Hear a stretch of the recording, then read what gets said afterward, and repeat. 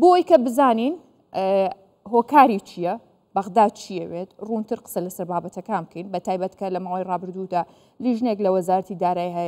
چاودێری دارایی هات هەموو ڕوونکردنەوەیەک هەموو داتا و بەژمارە ڕوونی کردەوە، یا دەست حکوومەتی عێراق دا دەست وەزارەتی دارایی عێراق ئەو کات هیچ قسەیەکیان نەبوو، بەڵام ئێستا کە هاتووە سەرناردنی موچەکە دنیاک بیانویان گرتووە. ئەم پرسیارە لە بەڕێز دکتۆر محەممەد زرارەکەم کە بەڕێوەبەری گشتیە لە دیوانی چاودێری دارایی لە هەولێرەوە لەگەڵم دەبێت. بەڕێز دکتۆر محەممەد ئەم کاتت باش، سڵاوت لێبێت. پێمان بڵێ هۆکاری چییە بۆ بەغداد ئێستا ئەم بیانووی گرتووە، ئەم پاساوا ئاگرێت لە کاتێکا پێشتر داتای بۆ چووە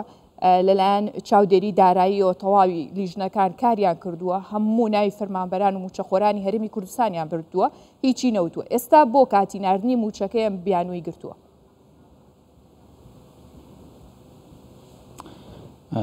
بەڵێ زۆر سپاس بۆ وەرە من محەممەد زراری منەک محەممەد زرار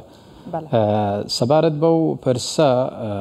بەڵێ ئێمە لە پێشتر وەکو دیوانی چاودێری دارایی هەرێمی کوردستان بە هەماهەنگی لەگەڵ دیوانی چاودێری دارایی حکوومەتی ئیتحادی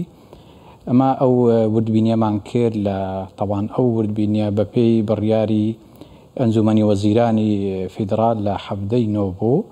کەوا وردبینی بکرێ لە لیستی موچەی فەرمانبەران، واتە ئایا ژمارەی موچەخۆرانی هەرێمی کوردستان بە فەرمانبەرانی با بڵێن میلاک و زائیدەن عەقدەکان و هەروەها خانەنشین و پێشمەرگە و چاودێری کۆمەڵایەتی و شەهید و ئەنفالەکان ئەو ژمارەکەیان پێ بدەین. ئێمە وەکو دیوانی چاودێری دارایی هەستین بەو بابەتە لەگەر بە هەمانجی لەگەر دیوانی چاودێری دارایی حکوومەتی فدرال. تاوان ئێمە گەیشتینە ئەو با بڵێن مەبلەغا ئەو بژمەیەکەوە هەرێمی کوردستان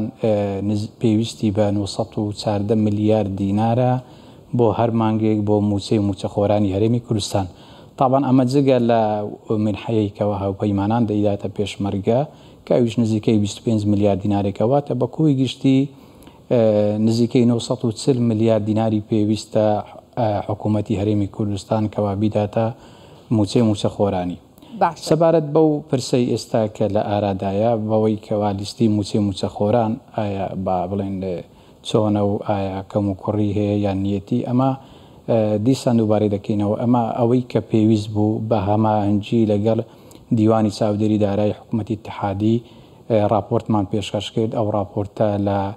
17 لەلایەن دیوانی چاودێری دارایی هەرێمی کوردستان حکوومەتی اتحادی واژۆ کرا و نوسخەی لێدرا با بڵێن کۆپیەک درا ئەنجومەنی وەزیرانی هەرێمی کوردستان و باشە دکتۆرە و کاتی کە ئەو شاندە هاتن لە حکوومەتی عێراقەوە چ تێبینیەکیان هەبوو لەسەر ئەو راپۆرتەی ئێوە کە پێتاندا؟ ببوورەمە بەست کام بەڕێستان ئاماژەتان بەوە کرد کە ئێوە لەو بەروارەدا راپۆرتێکتان ئامادە کردو و ناردووتانە بۆ ئەو شاندە یاخود چاودێری دارایی عێراق. ئەوان چ تێبینیەکیان هەبوو لەسەر راپۆرتەکەی چاودێری دارایی هەرێمی کوردستان؟ ئەخۆی راپۆرتەکە هی ئێمە نەبوو بە تەنیا، هی هەردوو لابوو، هەم حکوومەتی هەرێمی کوردستان و هەمیش حکوومەتی اتحادی. واتە ئەو لیژنەیە کە راپۆرتەکەی نووسی تەنها ئێمە نەبووین، بە هەردوو لا ئێمە واژومان لەسەر کردیە، واتە هەردوو لا راپۆرتەکەمان نووسیە، هەر کەم و کوڕێک هەبوو بێ، هەر با بڵێن سەرپێچیەک هەبوو بێ یان هەر شتێک هەبوو بێ ئەمە نووسیتمان لە راپۆرتەکە دیاریمان کردیە. بەڵام ئەو کەم و کوڕیانە هی ئەوە نینە بڵێن هی ئەوە بنکەوە ئایا حکوومەتی عێراق بەهۆی ئەو کەم و کوڕیانە چوو کەم و کوڕی فەنی بوون، هیچ تری تێدا نەبوو بەڕاستی. ئەوانی چیز تەحەفوزەشیان نەبوو لەسەر مەوزوعی موچەخۆرانی هەرێمی کوردستان. ئەوەی کە پێویست بوو ئەمە بە وەکو دیوان ئێمە لایەنی با بڵێن سەر بەخۆین و دیوانی چاودێری داراییش بە هەمان شێوە سەر بەخۆیە. ئێمە ئەوەی وردەکاریەکانمان هەموو لەوێ باس کردیا و ئەوەی پێویست بووە باسمان کردیا لەوێن دەر ئایا چۆن بێ چکو ئەو بڕیاریکەوە لە 17 دەرچوو باس تەنها لەوەی دەکا ژمارەی موچەخۆرانی هەرێمی کوردستان چەندە و هەروە هەرێمی کوردستان لە مانجێکدا پێویستی بە چەند پارەیە بۆ ئەوەی موچەی موچەخۆرانی پێ بدات. باشە دکتۆر ئێستا چه هەنگاوێکی دیکە هەیە کە پێویست بێ ئێوە بینێن بۆ ئەوەی کە ئەم بیانۆشی نەمانێت یاخود بۆی کە ئەو موچەیە یاخود ئەو پارەی کە هێشتا تەواوی خەرجی حکوومەت هەرێمی کوردستان نییە کە لە 150 کات بینێرێت. بەڵێ طبعا سبە ئەو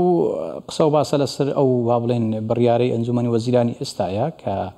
لەو مانگەدرا لەسەر ناردنی بڕی 980 ملیارد دینار ئەوەش طبعا بەپێی ئینفاقی فعلی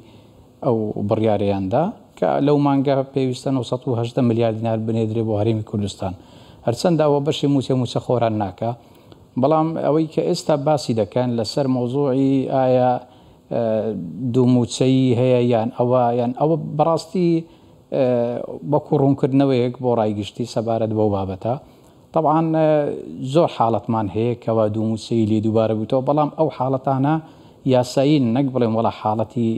بەدەر لە یاسان چۆن مەسەرەن ئافرەتێک خۆی فەرمانبەرە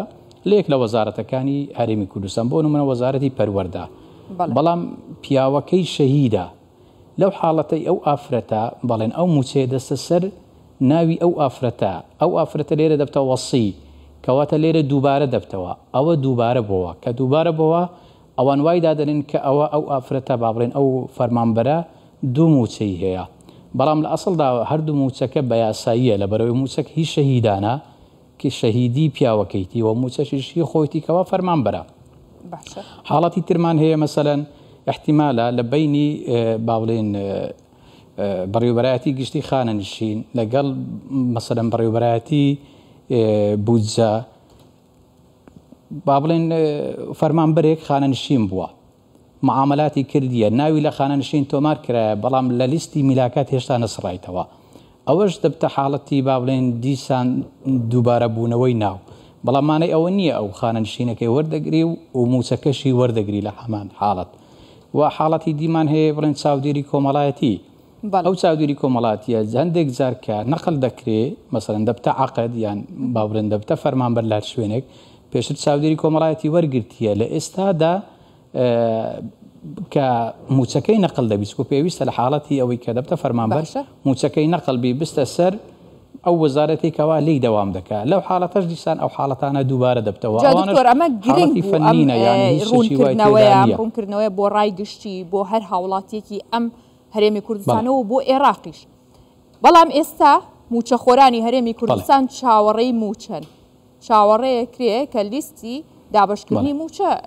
بڵاو بکرێتەوە ئێوە چی یەکەن؟ خۆی هاژەخان سەبارەت بۆ بابەتە خۆ ئەو بابەتە ئەوە نییە ئەتو بتوانی با بڵێن موچەی هەرێمێک یا موچەی زیاتر لە ملیۆنێک و 150,000 موچەخۆر ببڕی دەست بە بیانی ئەوەی کەوا ناوی دووبارە هەیە حتا ناوی دووبارە شەوی دەتوانێت تەحەفوظ بنووسی یان لە مانگەکانی تر ئەگەر ئەو حاڵەتە دوای ئەوەی تەبان پێویستە لەلایەن وەزارەتی دارایی ئەو ڕوونکردنەوە بدرێتە وەزارەتی دارایی حکوومەتی اتحادیکەوە فعلەن ئەو حاڵەتانە لەبەر ئەوە ڕوویدایە دوای ئەوەی کە ئەو حاڵەتانە ئەوان ئەگەر هات و قەنەعەتیشان نەهات دەکرێت ئەو چەند ناوەی کەوا دووبارە بوویتەوە لە لیستی موچەخۆران دەری بێنن بەڵام هی ئەوە نییە تو با بڵێن وەکو تازە باسم کرد ملیۆنێک و 200 یان ملیۆنێک و 150,000 موچەخۆر بێ بەش بکەی لەسەر ئەوەی ئایا چەند خەلەلێکی فەنی لە ناو لیستی موچەدا هەیە ئەوەش بەڕاستی شتێکی زۆر واردە لە ڕووی ژمێریاری خەلەلی فەنیش دەبی بەڵام معالەجە هەیە معالەجەی ئەو خەلەلانە دەکرێت و زۆریش ئاسایی ئەگەر لەو مانگە نەکرێت لە مانجی داهاتوو دەکرێت زۆر طبیعی ئەو حاڵەتان ئەگەر کەواتە دکتۆر بۆچی موچەکە نانێرێت بۆچی ئەو ڕەپارەی کە دایناوە بۆ ناینێرێت جاوەڵڵاهی ئەو پرسیارە ئەمن وەکو دیوانی چاودێری دارایی ئەمە ڕوونکردنەوەکانی خۆماندا لەسەر ئەو بابەتە ئەوەی تر ئەگەر دەست بی خەیە قاڵ بەشی تر ئەوە نازانم بەڵام ئەوەی کە لە ڕووی فەنیەوە و ئەوەی کەوە ئەمە پێی هەڵساینە وەکو دیوانی چاودێری دارایی هەرێمی کوردستان وەکو با بڵێن لایەنی سەربەخۆش نەک سەر بە با بڵێن حکوومەت یان سەر بە وەزارەتی دارایی چووکە دیوانی چاودێری دارایی سەربەخۆیە بە پێی یاسای ژمارە 2 ساڵی 2008 دیوانیش سەربەخۆیە و لەلایەن پەرلەمانەوە متمانی پێکرایە نەک لەلایەن حکوومەت یعنی ئەوەی کە ئەمەی باز دەکەین واقع حالی ئێستای با بڵێن وەزعی مالی بینیمە و بەغدا بەو شێوەیە بەڵام ئەوان کە ئیمتناع دەکەن و ناینێرن ئەو موچەیە بەڕاستی من نازانم پاساوێکی زۆر بە با بڵێن گونجاوی نازانم بۆ پێویستشە بەڕاستی ئەو حاڵەتانە